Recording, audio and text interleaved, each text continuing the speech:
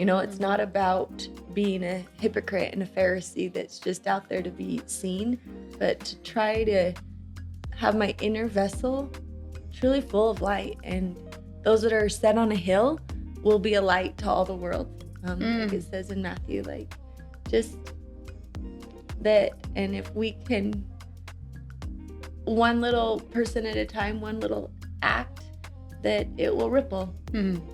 So beautiful.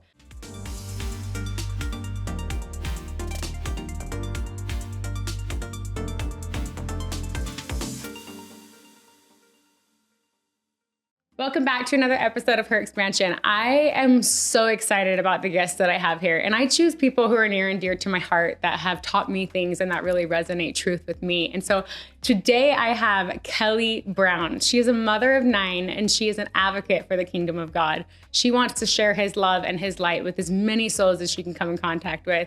She's a wife, she's a friend, and she is such a well-versed woman in her community and how she shows up and she serves. And she is actually my sister-in-law too. And I'm so honored. I actually feel like she's my true sister. Sisters in heaven, right? Yes. And I am so excited for you guys to hear from her, to hear her light, her wisdom. She has so much experience, so much knowledge to share with you. And I'm just honored. So with that, welcome, Kelli. Thanks, Dee. I love you. We're so excited to have you. Good. I'm ready with whatever we're supposed to say, and hopefully God will just lead us and it can touch someone's heart in some way. You guys, Kelli is an absolute light that way. She shares whatever is on her heart that comes directly from God, and it's just all love. I've watched her. In fact, I actually watched her recently.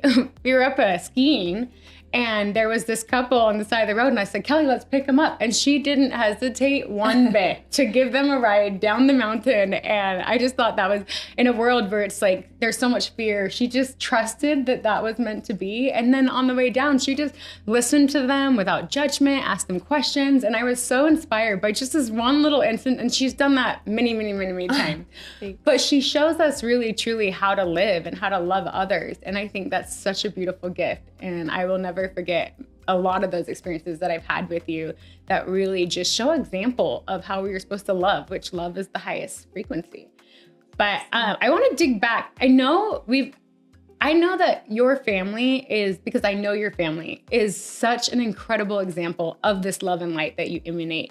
But let's talk about where you came from. Let's talk about your roots. Let's talk about what has made you this incredible woman that you are today and how you show up with love. Okay. Well, my roots, I'm a member of the Church of Jesus Christ of Latter-day Saints. Our nickname is sometimes Mormon. And my roots go back lots of generations of people that really wanted to follow Jesus Christ. And so I do believe there is a power from our ancestors and who we are, and we carry that. And so I really believe that for generations, I have been blessed with people that are full of faith. My parents are incredible examples of people that are trying to not look inward, but outward. All my life, I've been taught to walk the walk and not just talk the talk. It's not about being a hypocrite and a Pharisee that's just out there to be seen, but to try to have my inner vessel truly full of light. And those that are set on a hill will be a light to all the world. Like it says in Matthew, like just that. And if we can, one little person at a time, one little act, that it will ripple. So beautiful. I love that you said that, because I really do see that in your parents and in you and the way you show up. And there's this sometimes stigma or this uncomfortableness around, a lot of people have around a church or a religion. And you really just go back to the roots of, we're just followers of Christ. Christ emanates light. And he made it so simple. He just said, come follow me. And yet we overcomplicate it so much. Yeah. And I think, not that old. I'm 43 this week and 9 kids. And I would have never in a zillion years thought that this is where my life would be. But I think what do you mean by that? I think growing up, you always think this is what my life is going to look like. And I I just remember in my church, it's very stereotypical to get married young and have lots of kids. And I was like, whatever I do, I am not going to do that. And lo and behold, I had 5 kids in 5 years. My oldest 5 right now are 15, 16, 17, 18, and 20. That's my oldest 5 today. And then I have 4 more that are younger. But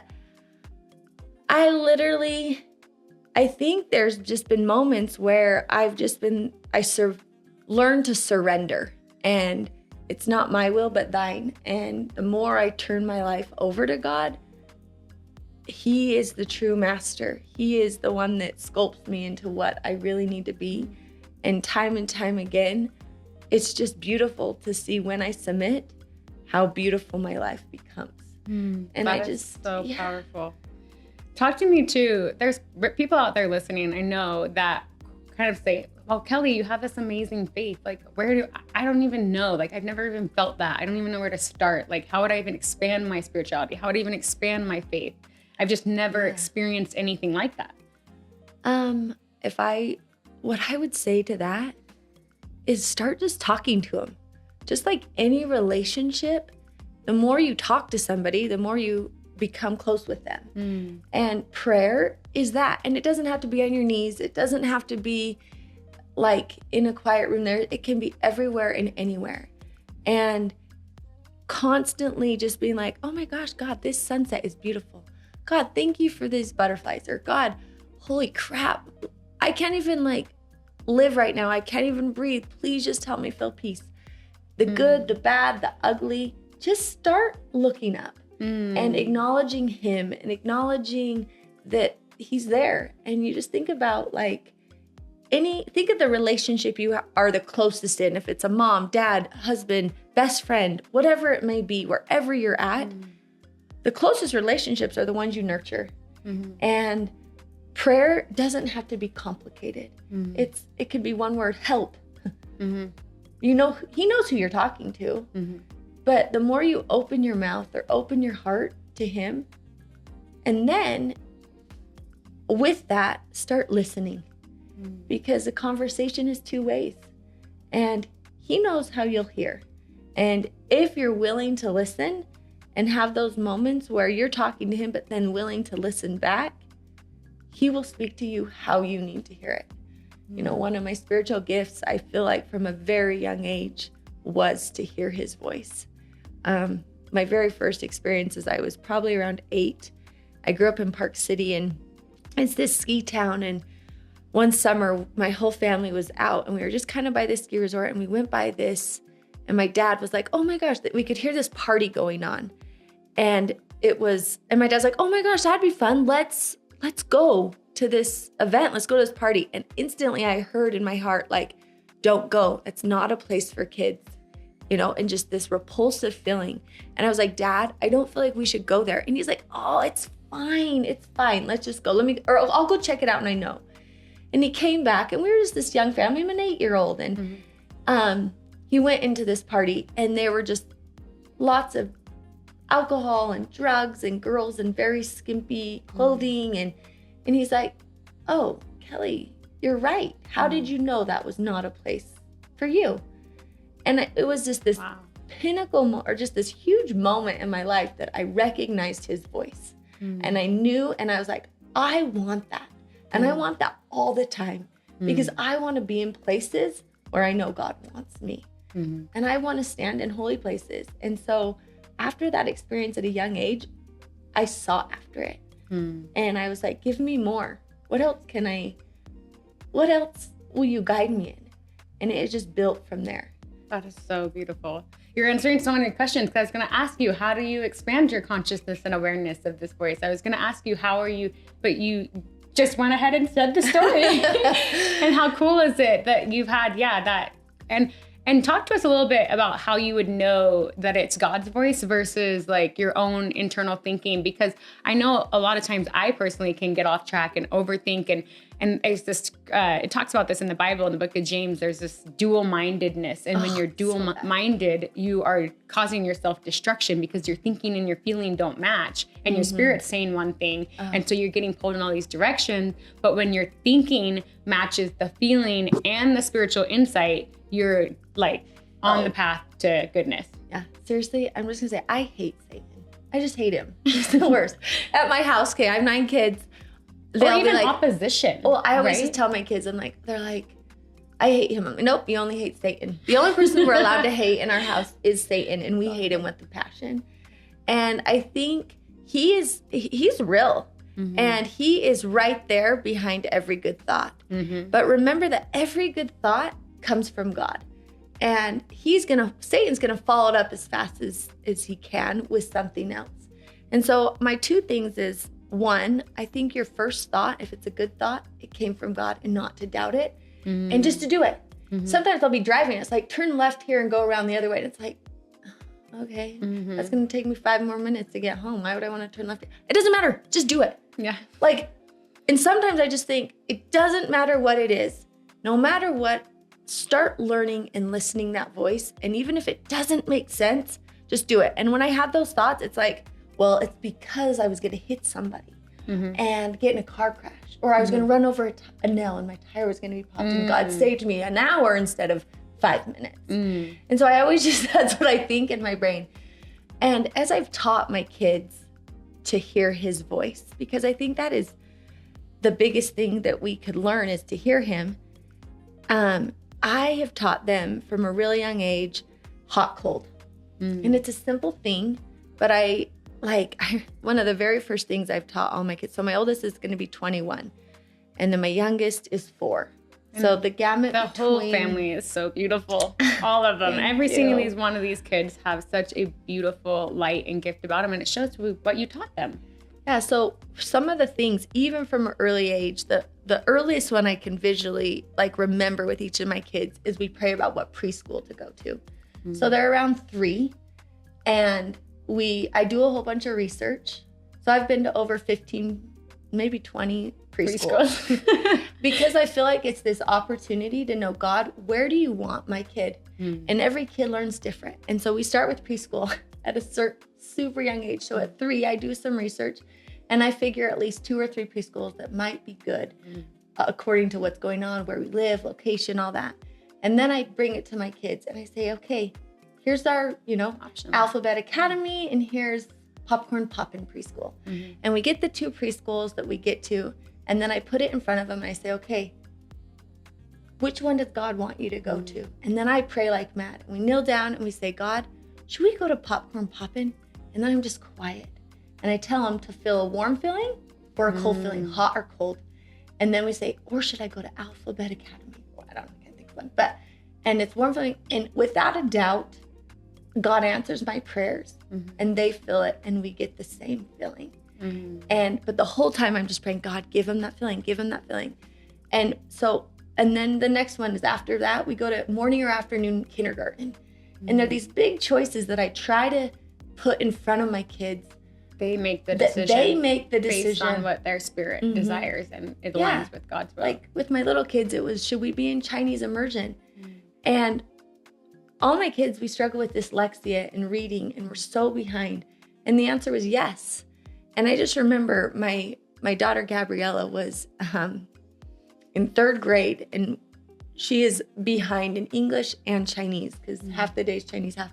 And she is so far behind, and in both categories. And so they come to me at parent-teacher conference and try to kick us out and say, hey, she's not cut out for this.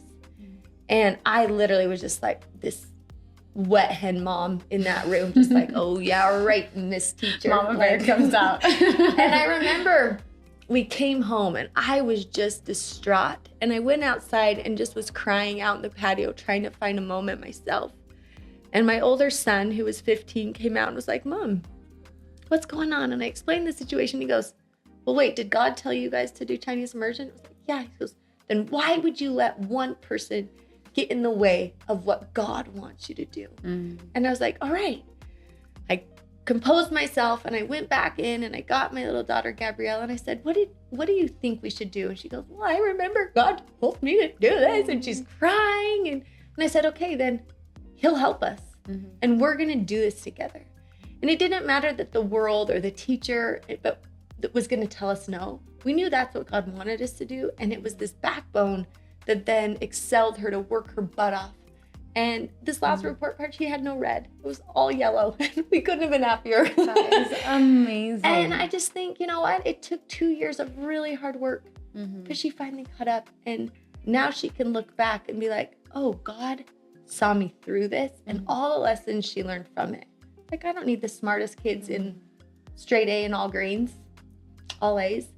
But I need kids that know how to rely on God. With their true purpose, and she'll be able to probably use that later in life. You can't see that now. It's this unseen thing, but working through. And I like that you said that, because you guys have to realize she's putting an effort in correlation with spirit and connection to God, because God's not going to give you what you want without the effort that you put into it. Right. And I think so many people have been like, well, Kelli, I prayed and I never got anything, or I prayed and he didn't answer my prayers. And it's like, we have free agency, and part of that agency is our willingness to do our part. God can do his part, but we also have to do our part. We have to put in the effort. We have to put in the work, because that's what grows us. That's what shapes us into our purpose. So I love that you said that. Yeah. So powerful. There's this quote, actually, my daughter just sent this message to me this morning, and it was like, get on your knees and pray like your life depends on him. But then get up on your feet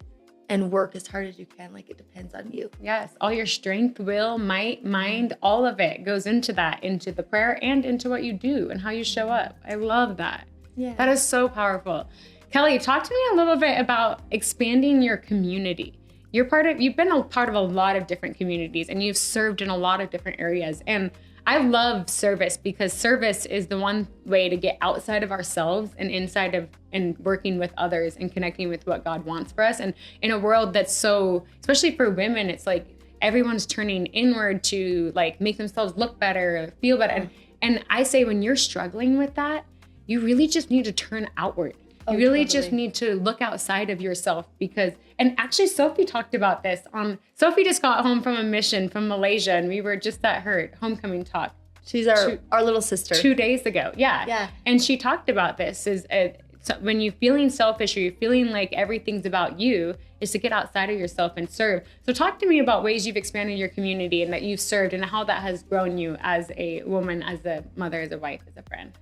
Okay. Well, from a young age, my favorite word is joy. And joy for me is an acronym, JOY, which represents Jesus, others, yourself. And you need all three. Jesus comes first, then you serve others and look at others. And you also need to make sure to take care of yourself. That's how you find joy. And that's how you find joy. And so joy's always been my favorite word. And I think, like you said, there's this lens. And if we always have our eyes set on selfie mode and looking at ourselves, we're going to miss the beauty of what's around us. And so I think my mom, really from a young age, in all that we did, like from a young age, it was to look outward. When I was young, we went on a mission, or just went on like a service mission to the Philippines for a year. So I was in 7th grade. So like 13 years old. With your like whole family with at that point, family. Right? So pack up and go to Philippines. My mom and dad were just like, my older brother was kind of on a trajectory that was going not a great way that they liked. And they're like, oh no, we don't, we're gonna fix this. And it was crazy, because we went for a whole year and we worked in orphanages. And you quickly realize, from why me, like, oh, why do I have to do my homework, or why do I have to do my jobs, to why me? Why am I so blessed when you go to orphanages in the Philippines that have nothing, and they have no toys and no clothes and no family, no people, nothing. And like, why me? Why was I so blessed? And I remember from that experience at such a young age, I learned to look outward and see people as, trying to see them as all my brothers and sisters. And my older brother and I, Spencer, would play this game where we'd look at people and be like, that's my brother. Oh, that's my sister. And they'd be like totally passed out, drunk on the street, covered in like trash and gross, and be like, that's my brother. And God loves him just as much as me. And we used to play this game when we lived there because there were some not awesome Special things that we could see. And, you know, and at a young age, you're in this third world country and you're just like, holy moly. And so I think that just laid this foundation for me to think of others as my brothers and sisters. And so as I've been able to, you know, I don't know how many things I've been involved in, but from, you know, being in service things, or in high school I was in a pageant, or like whatever it is you're doing. In my church, I'm super involved. In the school, I'm super involved. You know, I'm the room mom, woohoo, whatever. In the neighborhood, the community. Yeah. Like I call myself the pipe piper because I've always wanted to be a safe haven. And with 9 kids, they all have their friends. So I think the biggest thing right now in my life is that I want kids to find a safe place to be and to create a safe place. And so I have hundreds of kids at my house all the time. And I have a very fun yard. And I think God knew that. And so he made me live in a place that was like, hey, live here. That's a different story. But I was like, oh, I don't deserve that. I don't need to live in that nice of a house with that many nice things. And he was like, live here. And I was like, okay, we'll make it work. And yeah, I actually signed the papers while I was in the hospital about to deliver twins. Anyway, that was crazy. But I listened, and it has become the most beautiful haven. And, you know, like what I say at the beginning, to walk in holy places. And wherever you walk, to look outward and upward of God and those around you, and to lift and inspire and just bring light. Like that, this life is about joy. And the way you find it is Jesus, others, yourself. That's so beautiful. Yeah, you got to feel yourself. You got to find joy. We only get one life. So let's make it fun. Let's bring it with light. You know, like so many people listening to this might not even be a Christian. So but however that looks to you, like I don't know our audience, it just feels like me and Dee are sitting on the couch alone as my sister and we're talking. But if I were to say any advice to anyone, we are here to find joy. And if you are not, you got to switch something up. And I think, like you said, look outward and upward. And it may be upward then outward, whatever, but not on yourself. You know, get up, look pretty, look how gorgeous she is. You can't see her. Anyway, she's gorgeous. And I just think, get up, represent Christ, be a light. But then after that, walk away from the mirror and quit looking at yourself and look at others. I love that. That is so beautiful in so many ways, because reality is the joy that we find is in service, in fulfilling other people's needs and values, and helping them to learn and to teach and to grow. And when you're constantly focused on yourself and you're nitpicking all of the things about yourself and you're not loving you for who you were divinely, innately created to be. And I've noticed this in my life because I've always wanted people to see me, for Dee. I want people to see the spirit inside of me. I want them to look past. And it's like, I've been blessed with great looks, great, whatever. But that's always been a crutch in some way, because I'm like, I want people to see how I truly see them, how God sees me, what the gifts are, what the spirit. And I love that you said that when you just look at them as brothers and sisters. And I've really focused on that is, let me see their spirit. I'm like, God, cleanse the mote from my eye, take away the lens in which the judgment in which I have, and just let me see and love this person the way you love them, the way that you see them. And then you're better able to serve in your communities and in the places and spaces in which you go to provide your gifts and talents. I absolutely love that. Kelli, I know there's a lot of moms listening out there, because this is and just women in general that are going to be a mom. I want you to talk to us. How do you expand your confidence in motherhood and your ability to teach these children? And how do I grow in making sure that I'm giving my children everything I need without doubting and having all of these negative things that come at us on a daily basis? Yeah. Oh my gosh, it's so hard. So hard. You know, I think of a couple stories. First off,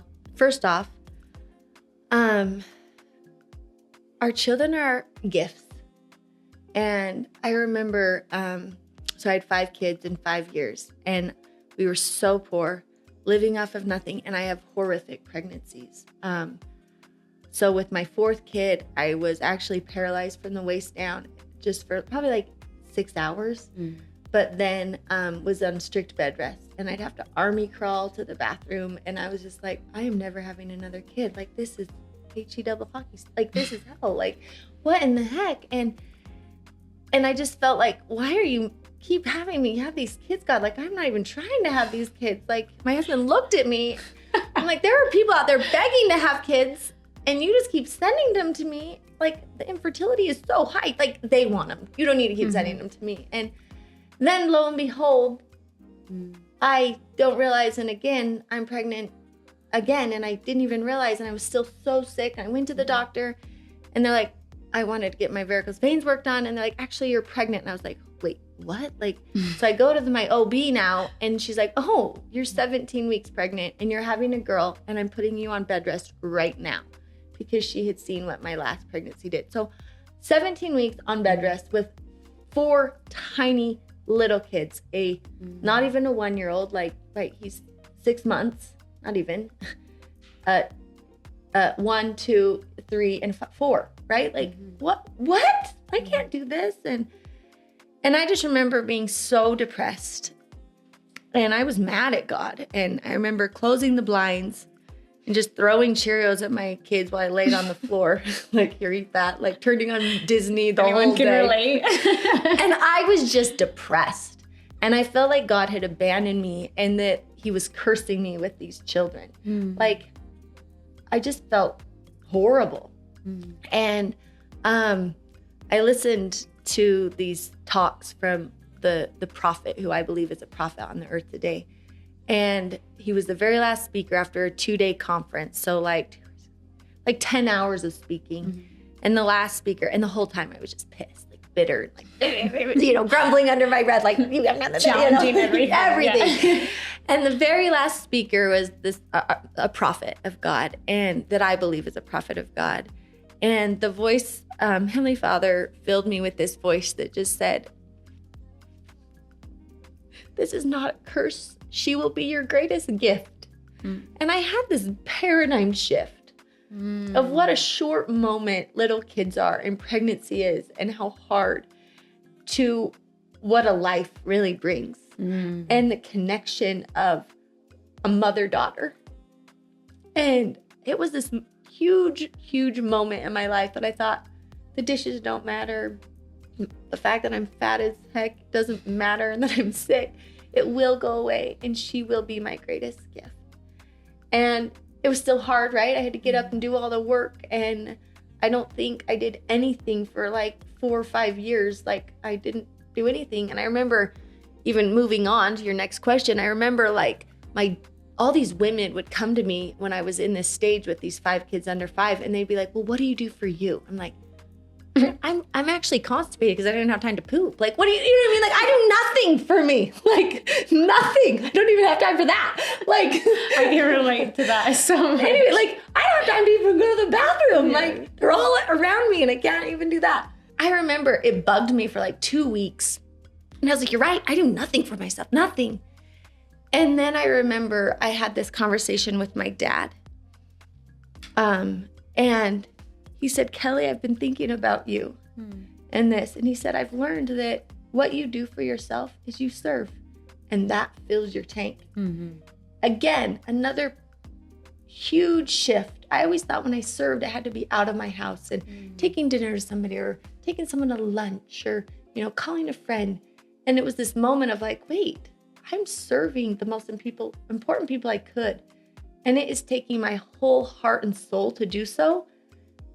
But at the same time, if I look at it like a drag, like I'm not doing anything for myself, it was this moment of a shift of, I serve, and when I serve, it fills me. And God promises us that as we serve and look at others, he will fill us. And so again, as you young moms, any of you moms, old, young, grandma, whatever, as you look outward and serve the people closest to you, remember to let God now fill you.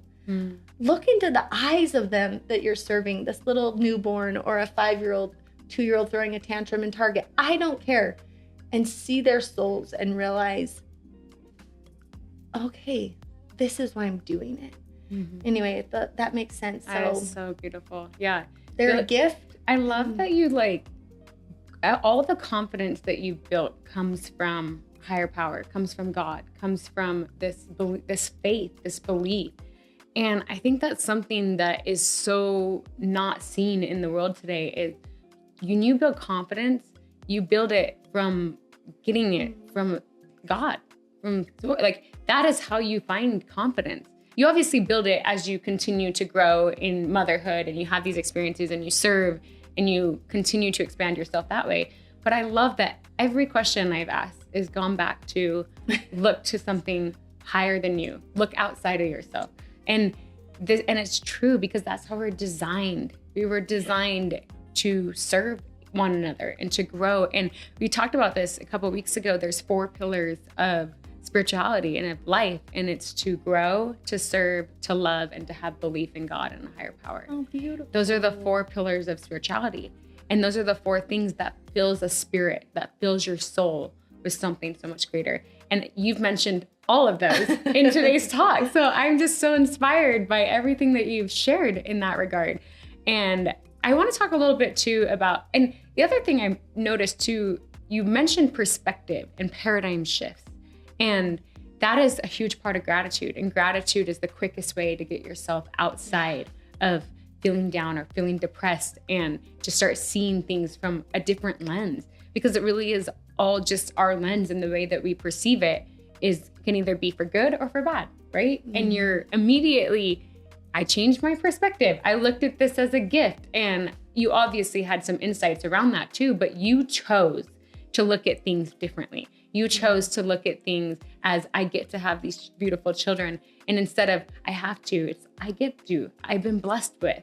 And that little perspective shift, those words have so much power, especially in our own hearts and minds. Totally. And I'm so inspired by that. And for those of you listening out here, try to look at the perspective shift. And if you're not even sure what it is, pray about it. If you're not even sure what it is, find the opposite to what you're feeling. If you're feeling fear, you need more faith. And that's Satan. That's why we hate him. Yeah. Because he's the opposition to all things. And the opposition, there's opposition in everything. Whether you're out there and you're like, I don't believe in this, but there's opposition in you because this is how you were divinely created. If you have fear, you need faith. If you have despair, you need acceptance and light and love. There's opposition to all things, and the perspective in which you choose to shift that can change the whole way you view life, and you can find more of that joy in your life. Totally. So and you guys, we're fighting this battle because we are men. Yeah. The natural man is an enemy to God. In every cell of our body, if you just even study a cell, it has a negative and a positive charge. Mm-hmm. So every part of us has a negative and positive. And it's how do we fight the negative and look to the positive? So beautiful. So strong. And I love that you say that too, because so many people, this is just going back to the whole concept of look outside of yourself. So many people say, oh, I was just born this way. It's like, yeah, you were born a natural man. You were born with these natural tendencies. But should you act on all of those negative natural tendencies? Absolutely not. You have to fight the battle. You have to fight for that positive. You have to fight, how is this going to shape me and change me? And so I love that you shared that as well. One other thing I want to touch on is a couple ways that you've expanded your capabilities. You've expanded your knowledge, and you've done this in what I'm inspired by is how you show up with your family and creating traditions and creating these wonderful things that you do because I believe that expanding our connections and expanding our knowledge helps also bring us joy. And you've expanded your connections by doing these things, connections with your children, connections with people outside of yourself, by doing these certain things that have expanded your capabilities and your knowledge surrounding how do you bring people together. And so I want you to just touch on that for a moment. Yeah, sure. I think that comes back to, are we intentional in what we do? And where are we giving our best energy? Is it to our 6-inch screen, or is it to the people around us? Or, it's not that the phone's the bad. I'm on social media every day, trying to share light, but being intentional. And so some of the things I've done, just a couple examples, are times in my life when I don't feel connected to a certain child. And I'm guessing it'll be the oldest, because my oldest daughter, Lindy, got the grunt because she already had so many younger siblings so fast that she had to grow up, and like at 3, she was changing diapers because I was on bed rest with Tucker, the 4th. And so she was changing number 3's diapers when she was 3 years old. And I was like, Lindy, go do this. Lindy, go do this. And our relationship was struggling and did. And so I remember at a young age, I just looked at my husband. We were so poor. We were starting a company, and I just said, I need $20 a week to hire a babysitter, and I'm just going to go work in her class. And the only time it worked was during recess. So every Tuesday, I went to recess, and then there's like 10 minutes of like reading. But I went to recess. I don't think you can even do that now. But at the time, I went to recess, and every Tuesday, every kid on the playground came, and I was the Pied Piper again, and we played Red Rover and Line Tag, and I knew every kid's name, and I was the coolest parent ever. But it was the only time that worked. And then I came in, and it was reading groups, and I told the teacher, I'm not here for anyone but my kid, and I'm reading with her. And so I'd read in her group. I wouldn't talk to anybody else, and I gave her that extra 10 minutes. And then I left as quick as I could to go nurse a kid or whatever. And then that continued, and I just thought there's other times, like in high school, ended up having these twins and this other set of 4 kids, and she got the brunt, and I was like, okay, I never even see her. They're in high school. The only time you get to see them is when you get to drive them around, but now she has her license. I never see her. So I started this thing called Waffle Wednesday. And so every Wednesday, at her lunchtime, I told her, I don't care who comes. Waffles are cheap in syrup. I had to make this special syrup, and I had 5 waffle machines, and I'd serve 20 kids in the 30 minutes of lunch, and just boom, boom, boom, every waffle maker and I could. This is like in a 30-minute time frame. Oh, this isn't taking your whole day. No, but every Wednesday I would serve, and I still do it to this day. So tomorrow's Wednesday, we're having Waffle Wednesday, and it cost me, I figure, about $10 to serve 20 kids. Amazing. Which that's not a lot of money. Which gives them the memories, the connection. Oh my gosh. The experiences with each other and with you. Yeah. I say a prayer, and I make them go, I haven't hit or miss, but when Lindy was there, I used to make them all go around the room and say one word, any word. And they would just say a word. And it was just this idea of to be seen. And I try to know their names and welcome them and know that our house was a safe house. And yeah, lots of things. In February, I do this thing called TGIF. Thank goodness it's February. And I kidnap all my girls from school around noon, and we go and have a total girls' day, get our nails done, go to the Color Me Mine and paint or whatever it may be. And we've done it 6 years now. And I just think if you can be intentional, I think the biggest thing is our lives get so busy. This is going back to God, but for me as a mom, my goal is to teach them principles and then let them fly, because I can't be there forever. Love that. And so much. I just figure if I can teach them. So every morning I wake up, and I don't ever really miss, maybe summer, I'm not awesome, but we wake up and we read scriptures. I have breakfast ready. We read scriptures, we say a prayer, and I send them out the door. And I know that I've put on armor for them, that I'm teaching them what they need to learn. And then I'm like, hey, now I know we've started. You have your armor on, and you can go fight, because it's a battle every day.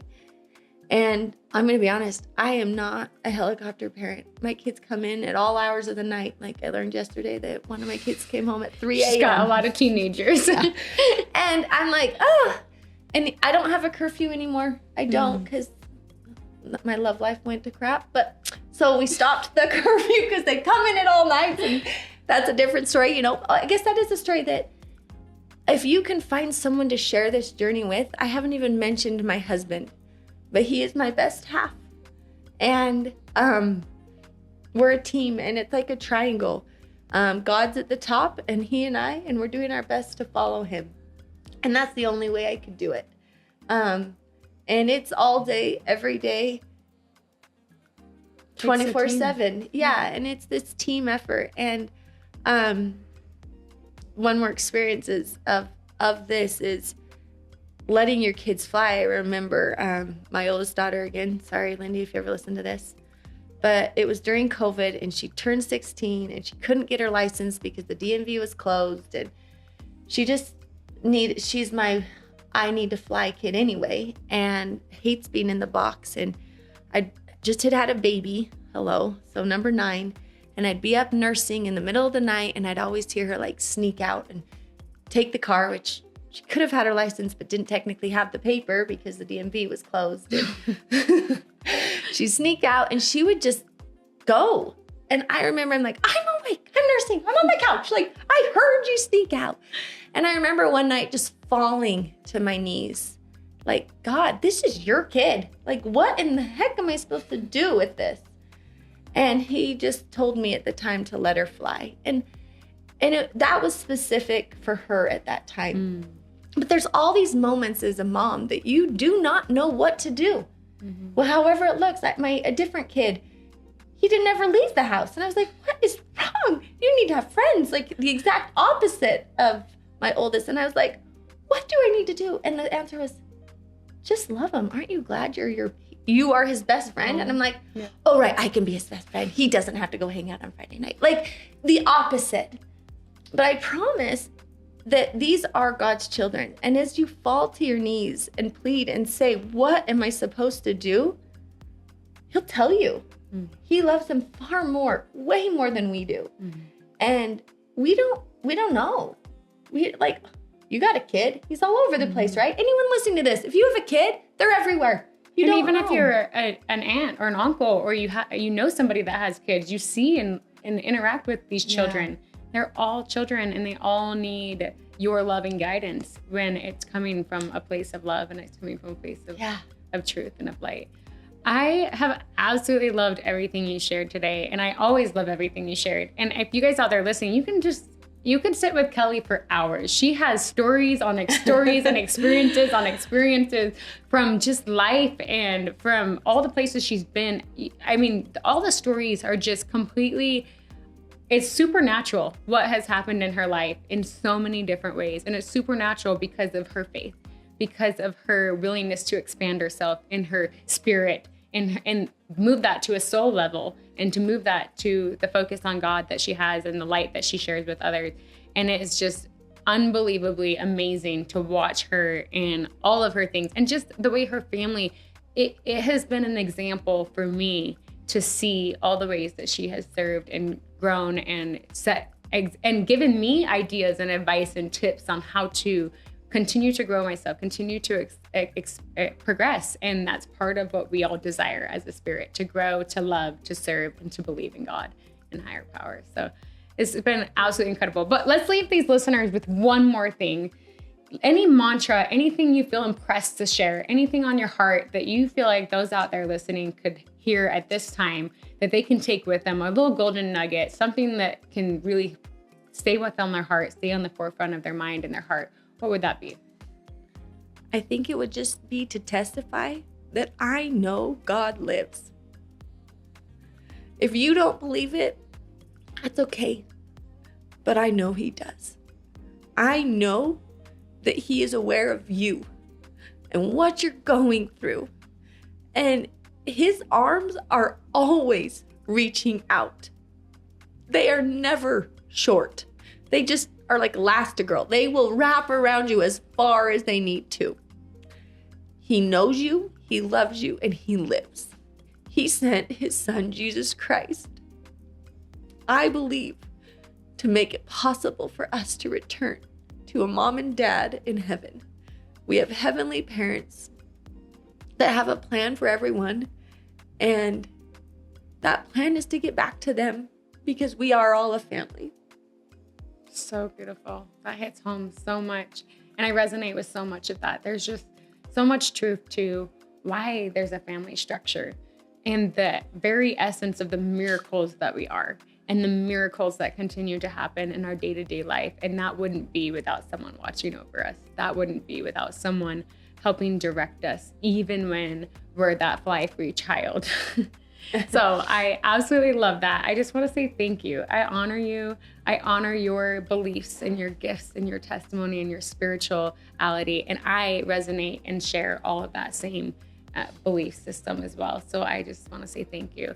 Thank you for showing up. Thank you for sharing your love, your joy, and light. And I'm lucky because I get more of Kelli in my life. But if you want to get more of Kelli, go ahead and follow her on Instagram. She's sharing her love, her truth, her values, her family traditions, all of that. She's sharing everything that she's going through on her Instagram, which is Kelli T. Brown. Kelli T. Brown. So go follow at Kelli with an I. Kelli T. Brown. So go follow her, follow along the journey, learn from her. You'll continue to find just golden nuggets, treats of joy, love, light, laughter, and integrating family with not just family, everyone, the service of her community, her purpose, her mission here on earth. So with that, until next time, continue to expand your life and in the lives you lead in all areas, in all categories, and all aspects of well-being. We're so grateful that you listened in today. If this resonated with you, go ahead and share it with someone who's on your heart or mind. Make sure that they can feel that love too. And with that, until next time. Thanks, Dee. Thanks, Kelli.